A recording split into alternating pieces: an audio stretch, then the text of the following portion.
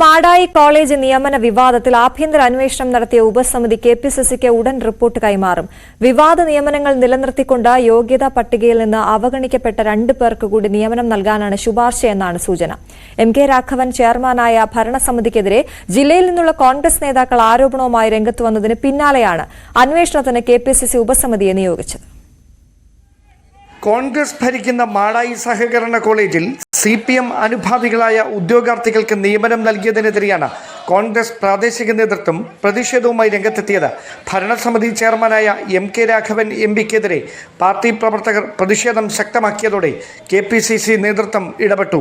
ഒത്തുതീർപ്പ് ചർച്ചകളുടെ ഭാഗമായി തിരുവഞ്ചൂർ രാധാകൃഷ്ണൻ MLAയുടെ നേതൃത്വത്തിലുള്ള 3-അംഗ ഉപസമിതി കണ്ണൂർ DCC ഭാരവാഹികളുമായും മാടായി കോളേജിലെ ഭരണസമിതിയുമായും പ്രതിഷേധമുയർത്തിയ പ്രാദേശിക കോൺഗ്രസ് നേതാക്കളുമായും ചർച്ച നടത്തി. തുടർന്നാണ് പ്രശ്നപരിഹാരത്തിനുള്ള സാധ്യത പരാമർശിക്കുന്ന റിപ്പോർട്ട് KPCC നേതൃത്വത്തിന് കൈമാറാനൊരുങ്ങുന്നത്.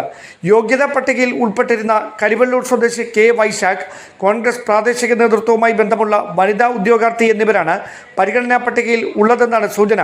വിവാദമായ നിയമനങ്ങൾ പൂർണ്ണമായി മരവിപ്പിച്ചാൽ കൂടുതൽ പ്രതിസന്ധിയിലേക്ക് നയിക്കുമെന്നാണ് സമിതിയുടെ വിലയിരുത്തൽ. അതേസമയം ഉപസമിതിയുടെ റിപ്പോർട്ട് KPCC അധ്യക്ഷന് കൈമാറും മുമ്പ് മാടായിയിലെ പ്രാദേശിക കോൺഗ്രസ് നേതാക്കളുമായി ഉപസമിതി അധ്യക്ഷൻ തിരുവഞ്ചൂർ രാധാകൃഷ്ണൻ ഉൾപ്പെടെയുള്ള സംഘം ഒരു തവണ കൂടി അനുരഞ്ജന ചർച്ച നടത്തുമെന്നാണ് വിവരം. Dan Kurian, News 18, Thiruvananthapuram. Stamp രൂപ